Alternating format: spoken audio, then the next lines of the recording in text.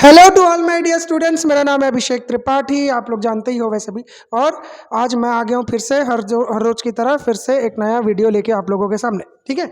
और ये जो वीडियो है आप लोगों के एक बहुत ही बड़े प्रश्न पर है कि सेकेंड राउंड काउंसलिंग का रिजल्ट कब आएगा CGDME का।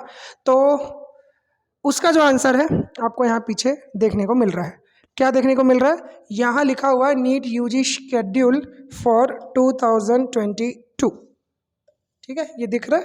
अब आपको थोड़ी देखने में परेशानी हो रही होगी क्योंकि ये जब कैमरे में इसको शूट करते हैं तो वाइट बैकग्राउंड के कारण ये थोड़ा ब्लरी हो जाता है।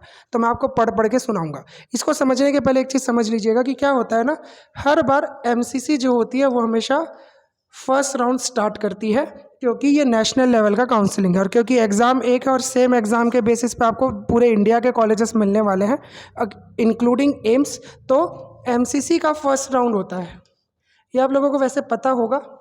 और उसके बाद स्टेट का जो हम लोग अभी अपने लिए CGDME बोलते हैं, इसका सेकंड राउंड होता है, सॉरी फर्स्ट राउंड होता है,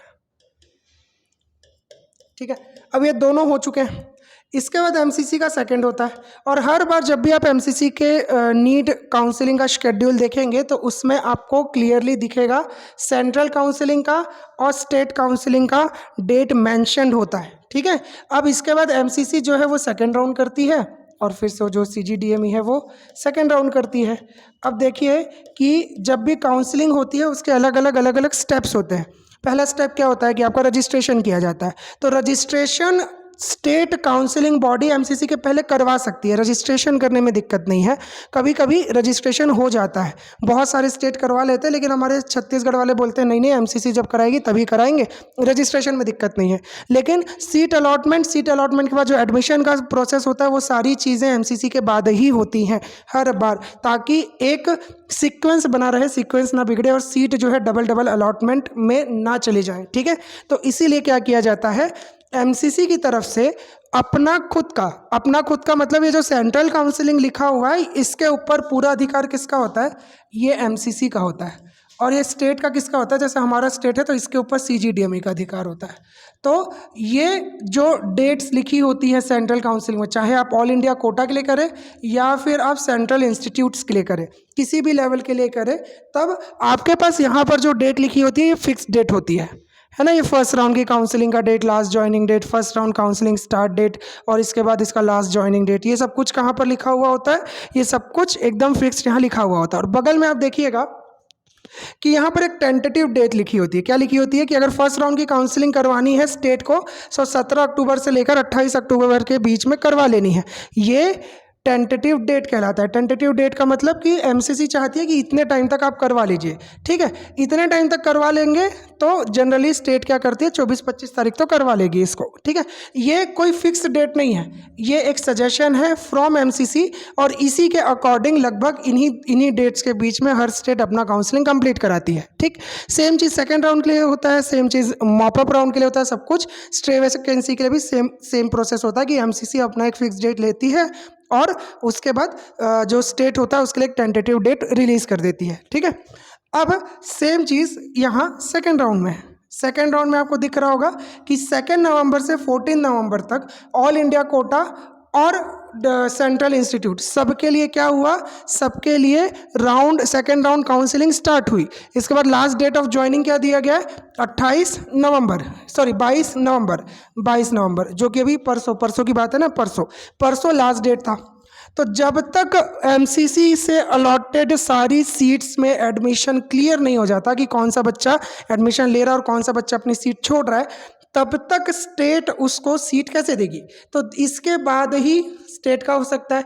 तो मैक्सिमम डेट क्या दे दिया गया है, 28 नवंबर। अब जनरली ये देखा गया कि CGDME लास्ट डेट का वेट करती है, तो 27 से 28 को ही आपका अलॉटमेंट लेटर जो है वो आने की 24 से 25 को ही आपका अलॉटमेंट लेटर आने की संभावना थी। और अगर आज अलॉटमेंट आ जाता तब आपको जाकर के 28 तारीख को एडमिशन लेने का मौका मिलता, क्योंकि last date of joining for second round of counselling जो है स्टेट के लिए टेंटेटिव जो रखी गई थी वो 28 नवंबर रखी गई थी।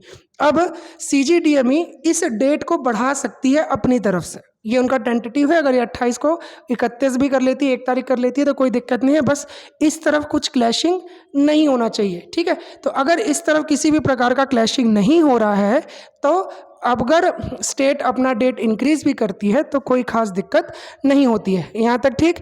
अब मॉपअप राउंड को यहाँ पर टेंटेटिव डेट के तौर पे दिया गया है, टेंटेटिव डेट लिखा हुआ है यहाँ पर।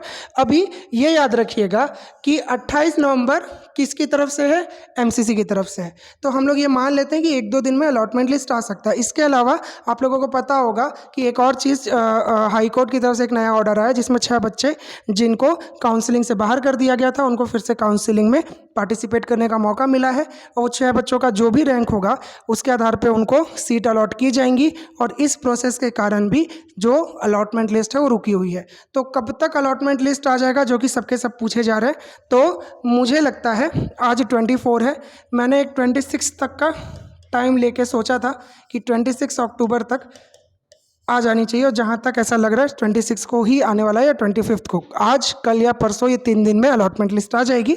और आपको 2 दिन तो नहीं मिलेगा, ज़्यादा समय दिया जाएगा। आपका ये जो एडमिशन का डेट है, ज्वाइनिंग डेट है, उसको इंक्रीज़ करके इंक्रीमेंट करके आपको बताया जाएगा। जनरली 4 से 5 दिन का समय मिल जाता है, 4-5 दिन का समय मिलता है, तब जाकर आप अपना सारा पेपर वर्क कंप्लीट करवा पाते हैं। तो ये सब कुछ उनको मालूम है, तो आपको एक सफिशिएंट टाइम मिलेगा। तो हम लोग ये मान लेते हैं कि अभी 2 दिन और इंतज़ार करेंगे, क्योंकि कब आएगा अलॉटमेंट लिस्ट ये हमको नहीं पता है। आप बहुत प्रश्न पूछते हैं, तो मैंने सोचा कि क्यों ना आपको एक चीज़ ये समझा दी जाए, ठीक। इसके अलावा एक और बहुत सारा क्वेश्चन है बच्चों का कि मेरे इतने नंबर हैं। ये मैंने पहले भी बहुत बार कवर कर दिया है कि मेरा 450 मार्क्स है, मेरा 520 मार्क्स है। इसको मैंने बहुत ही डिटेल में आपको समझा दिया है। तो आपको कौन सा कॉलेज मिलेगा या नहीं मिलेगा, ये एकदम साफ साफ मैंने क्लियरली बता दिया है। तो अगर आपके 520 नंबर है ओबीसी या जनरल से, तो आपको मिल जाएगा। इससे 5-10 नंबर कम है तो बहुत मुश्किल है, पर चांस है। और अगर 500 से कम है तो फिर बिल्कुल चांस नहीं है, बस इतनी सी बात है, ठीक है। तो 520 के आसपास है तो होपफुल रहिए, 520 से ऊपर है तो आपको मिल ही जाएगा, 520 से 2-3 नंबर कम है तो ऐसे 50-50 चांस है। तो इस तरीके से अपना दिमाग लगा लीजिएगा, बहुत परेशान मत होइए। और जिनका श्योर है, जिनको अपनी रैंक पता है कि उनको कॉलेज में अलॉटमेंट मिलने ही वाला है, तो वो लोग ज़्यादा क्या कह रहे हैं, एक्साइटमेंट के कारण परेशान होते जा रहे हैं। तो परेशान मत होइए, 2-3 दिन में आपका अलॉटमेंट रिजल्ट जो है वो आ ही जाएगा, और जिसको जो कॉलेज मिलना है वो मिल ही जाएगा। जितने भी तरीके की दिक्कतें हैं वो सब कुछ दूर हो रही है, और दिक्कतों को दूर करने में टाइम लग रहा है, ठीक है। तो जैसा भी आप लोगों को और भी क्वेश्चन होगा, प्लीज़ क्वेश्चन में पूछ लीजिएगा कमेंट बॉक्स में, हम आपका आंसर करते रहेंगे। जितने प्रश्न होते हैं वहीं पर रिप्लाई कर देते हैं, और अगर कोई क्वेश्चन बहुत बड़ा होता है जिसका आंसर, तो उसके लिए एक सेपरेट वीडियो बनाते हैं। तो आपको जिस भी प्रकार के प्रश्न है कमेंट बॉक्स में पूछते रहिए, और प्रश्न नहीं है, कुछ अच्छी बातें बोलनी है तो अच्छी बातें भी बोलते रहिए। लाइक ज़रूर करिएगा, वीडियो पसंद आया होगा तो, और नहीं भी आया होगा तो ठीक है कर दो, एक बार कर दो, बिना पसंद आए भी कर दो। बाकी बहुत सारा वीडियो है, अच्छा वाला भी होगा। तो वीडियो देखते रहो, लाइक करते रहो, शेयर करते रहो, और हाँ, सब्सक्राइब वो लाल वाला है उसको दबा दो, अगर नहीं दबाया तो एक ही बार दबाना। लाइक वाला भी एक ही बार दबाना, और शेयर वाला जितने बार दबाना है, आपकी मर्जी, आपके ऊपर है, ठीक है। तो प्लीज़ शेयर करिए, लाइक कीजिए, सब्सक्राइब कीजिए, कमेंट करते रहिए। अपना ख्याल रखिए, अगले वीडियो का इंतज़ार करिए, और आज के लिए थैंक यू वेरी मच।